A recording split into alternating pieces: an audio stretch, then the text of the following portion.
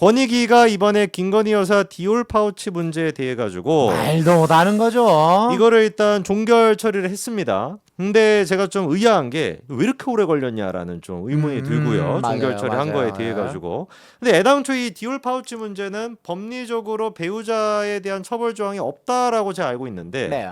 근데 이게 이번에 만들어진 법도 아닐 텐데 처음에 고발 조치가 이루어졌을 그때 조사가 이루어졌을 그때도 다 똑같았을 텐데 왜 똑같은 지금 정답을 내버려 두고 이렇게나 오래 걸린 겁니까? 150일이나 걸렸거든요 이게. 네. 권익위도 좀 그러면 눈치를 본 겁니까 민주당에? 오래 걸렸다라는 사실 자체만으로 뭐라 할 수는 없는 것 같아요. 왜냐하면 그 정도로 이슈 사안이고 네. 이 결과치를 가지고 정치적으로 또 활용하고자 하는 집단들이 존재하고 그렇죠. 이제 그러다 보니까 눈치를 보는 것이지 이게 대통령의 눈치를 봤다. 나는 절대 그렇게 생각하지 않아요. 그러니까 권익위의 법적 판단에 대해서 권익위는 엄청난 그 뭐랄까 자신감, 그러니까 근거, 명확함 갖고 있을 거예요. 그런 조직이고 그렇게 해왔고 지금 그렇게 할 건데 네. 그러면 자기네들이 정말 정정당당하게 판단했는데 이걸 정치적으로 악용하면 어떡하지라는 생각 때문에 딜레이가 되는 거지. 네네. 이 결과치에 대해서 좌고우면했다. 난 그렇게 생각하지 않아요. 왜냐하면 권익위가 처음 김영란법 만들었을 때 제가 되게 희롱을 많이 했어요. 또 전문가시잖아요, 김영란법 제대로 알기라는 조상규 변호사의 책을 쓰셨어요. 저서가 있습니다. 네. 그 김영란법 제대로 알기는요. 김영란법을 설명한 책이 아니라 김영란법이 얼마나 허점이 많은지를 비웃은 책이에요. 그래서 이 책이 나오고 나서 많이 보강이 됐죠. 뭐 상품권 부분이라든지 이런 부분 다 보강이 됐어요. 왜? 조상규가 그 부분에 다 짚었거든요. 네. 그렇게 해서 흘러온 법이 김영란법이에요. 그러니까 엄청나게 많은 누적 케이스도 존재하고 권익위가 어쨌든 유권 판단할 수 있는 기관이잖아요. 자, 지금 권익위원장 가신 분이 유철한 변호사님. 제 방을 쓰신 분이에요. 아, 그렇습니까? 법무법인 주원에 제가 용산을 가고 나서 제 방을 들어오신 분이 유철한 변호사님. 기운이 좋네요. 조상규의 기운이 좋은 거예요. 그래 유철한 변호사. 당연하죠. 유철한 변호사님은 그러면 조상규 변호사 잘 알겠네. 너무 잘 알죠. 맨날 바깥이 묵고 이야기 나누고 웃으면서 막 대화 나누고 정말 기본적으로 결론만 말씀드리면 너무너무 선하신 분이에요. 정말 착해. 사람이 그냥 착해. 그 말도 못하게 착해요. 그냥 선해요. 악기가 없어 사람한테. 진짜요? 그리고 더 중요한 거 말씀드릴게요. 욕심이 없으셔요. 욕심이 없어요. 그럼 막 뭘 하겠다. 내가 뭘 이렇게 해서 막 국회의원 해먹겠다. 없어요. 정말 그냥 있는 그대로의 업무에 집중하시는 분이라 저는 이분의 판단에 대해서 100% 저는 신뢰를 하는 거예요. 왜? 개인 유철한이라는 사람을 아니까. 그러면은 그 부분은 좀 어떻게 보세요? 이원석 검찰총장이 요즘 이제 보수 진영에서 많이 비판을 받고 있습니다. 이연필이라 그래가지고 연필만 깎고 있냐 이런 지금 얘기도 있어요. 김건희 여사 이 문제에 대해 가지고 볼펜 써 볼펜 연필 깎지 말고. 연필 깎을 시간이 어디서 지금 다 잡아쳐놓어도 지금 시간이 없어 시간이. 그럼 다음 대선에 또 할 거야 이걸.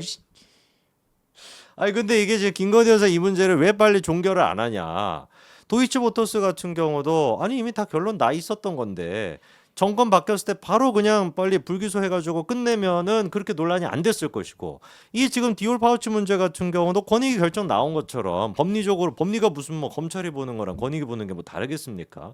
다 배우자 그에 대한 처벌 조항이 없다라는 게 다 똑같은데 이거를 무슨 뭐 어떻게 소환 조사를 하겠다라는 것이고 뭘 어떻게 하겠다라는 것인지 그냥 불기소 처분을 빨리 해야 되는데 이런 지금 목소리가 많거든요. 좀 어떻게 보십니까?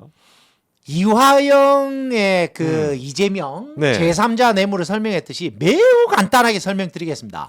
어렵지 않습니다, 여러분. 조상규와 함께 한다면 이재명 법률 사건 어렵지 않아요. 어렵지 않다. 어렵지 않다. 네. 자, 이번에도 설명을 드리면 아주 간단합니다. 이거는 김건희 여사에 대한.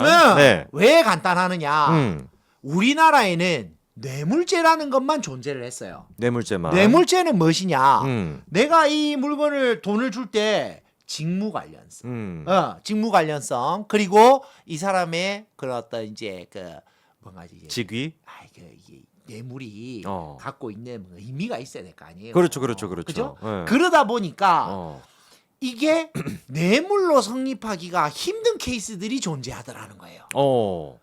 단순히 애매한. 지인이라서 줬어. 어. 진짜 뭐 부탁한 게 없어. 어. 내 부탁 안 하고 그냥 성재준이 검사인데 어. 야 너 벤치 타라고 줬어. 어. 난 이 사람하고 사건도 없어. 어. 그런데 이거 뇌물 어떻게 넣어? 그렇죠. 못 그렇죠. 넣죠. 청탁한 게 없으니까. 청탁이 없다니까. 부정한 어. 청탁이 없어요. 그렇죠. 그러고 나서 직무 관련성도 없어. 그러다 보니까 뇌물죄가 성립을 안 하네. 이렇게 된 거예요. 네. 그래가지고 이제 그 김영란 그 전 대법관이 이제 오바를 해가지고 네. 야 부탁이 청탁 뭐 이런 것도 없고 직무 관련성 없어도 대가성 없어도 대가성 없어도 잡아 넣을 거야. 이래서 100만 원 기준으로 만든 게 그게 김영란법이에요. 자 그러다 보니까 네네. 이제는 여기 검사 성재준한테 내가 벤치를 그냥 줘. 네. 그럼 어떻게 된다고요? 처벌을 김영란법 된다고요. 오. 그러면 김영란법이 되지만 뭐가 안 된다고요? 뇌물이 안 되죠. 자 김영란법은 누가 한다? 권익위가. 뇌물은 누가 한다? 검찰에서. 영역이 분리돼 있다니까. 영역이 분리돼 있어. 그럼 검찰에서는 이제 뭘 봐야 되느냐? 자 내가 이런 그 백이라고 할게 이제. 네네. 백을 줬어. 그 목사가 최재형 목사가 김건희 여사한테 백을 줬어. 그럼 이게 뇌물이냐를 판단해야 될 거 아니야. 그렇죠. 자, 뇌물은 공무원한테 주는 게 뇌물이란 말이에요. 김건희 여사 공무원이 아니야. 아니죠. 그 뇌물이 안 돼. 그러면은 뇌물이 되도록 만드는 게 뭐냐면 가족에 대한 뇌물이 성립할 수 있는 그거를 가지고 뇌물을 만들 수는 있어요. 자, 나는 부탁은 윤석열 대통령한테 하고 네. 물건은 김건희 여사한테 줬어. 그럼 뇌물이야. 뇌물이 될 수 있죠. 아무리 검찰이 짱구를 굴려봐도 그 구조가 안 나와. 음. 각이 안 나와. 그렇죠. 이건 뇌물이 되려면은 대가성도 청탁을 해야 있어야 되고 되는데. 직무 관련성도 있어야 되는데 최재형 목사가 뭔데 방북하게 해달라 그랬어? 어. 윤석열한테 방북하게 해달라 스마트팜 사업하게 해달라 했냐고. 그러니까요. 아니란 말이에요. 그게 없으니까 어떻게 돼요? 뇌물이 안 돼. 뇌물이 안 되니까 어때요? 검찰에서 아무것도 못하는 거야. 지금 뭐 하고 있는 거죠, 수사를? 안 하고 있는 거지. 못하는 거지. 구조가 안 나와. 근데 그 김영란법이라고 하는 게 청탁금지법인 거죠? 자, 그러면 김영란법으로 옮겨서 또 이야기를 해줄게. 네. 검찰이 이렇게 되니까 뭐 이거 뇌물은 아닌데? 일단 성립이 안 되는 것이고. 안 되는데 네. 이러고 끝났죠. 네네. 그럼 권익위도 이제 판단해야 될 거 아니에요. 자, 아까 똑같이. 자, 이거는 김영란법으로 처벌하려면 윤석열이라는 공무원한테 네. 내가 직접 물건을 줘야 되는데 직접 안 줬네. 그렇죠. 직접을 안 줬으니까 이거 김영란법도 원래는 성립 안 하는 거예요. 어. 자, 그러면 김영란법은 자, 그러면은 일단 김영란법은 고위공직자나 공직자, 뭐 신문 기자 이런 사람들한테만 해당되는 교수도, 거지. 예. 김건희 여사는 아예 원래 해당이 안 되는 안 거라는 되는 거지. 말씀이시죠. 예. 네. 원래는 안 되는데 네. 그러다 보니까 김영란법을 만들 때 사람들이 그러면 뇌물죄처럼 가족들이 받는 것도 좀 잡아넣어야 되지 않을까? 이러다가 어디까지만 넣는다면 와이프만 딱 넣었어. 아, 배우자만. 자식이 없어 여기에. 자식이 받으면 김영란법 위반이 아니야. 아, 또 그렇습니까? 어. 또 그러니까 그런 이거- 허점이 있구나. 그럼 부모가 받으면 또 아니야. 이상해. 배우자만. 예. 그러다 보니까 그러면 그때 당시 그래서 내가 막 신랄하게 비판을 한 거예요. 그럼 자식 주지 뭐. 그러니까. 이렇게 된 거야. 네. 자, 그러다 보니까 사람들이 공무원 본인이 받아야 되는데 받지 않고 배우자까지 확장되다 보니까 이거를 남용하면 안 되잖아요. 그렇죠. 그래서 뇌물죄의 직무 관련성에다 붙여놓은 거야. 아, 직무 관련성. 여긴 직무 관련성 없어도 윤석열 대통령은 처벌받지만 여긴 직무 관련성이 있어야 처벌받는 거예요. 아, 그러니까 윤석열 대통령은 본인이 받았으면 그냥 당연히 처벌받는 것이고 배우자 같은 경우는 직무 관련성이 있어야지만 처벌을 받는다는 말씀이시죠. 그걸 김영란법이 그렇게 한계 조항으로 만들어 놓은 거예요. 어. 자, 그럼 아까 뇌물죄로 돌아갑시다. 네.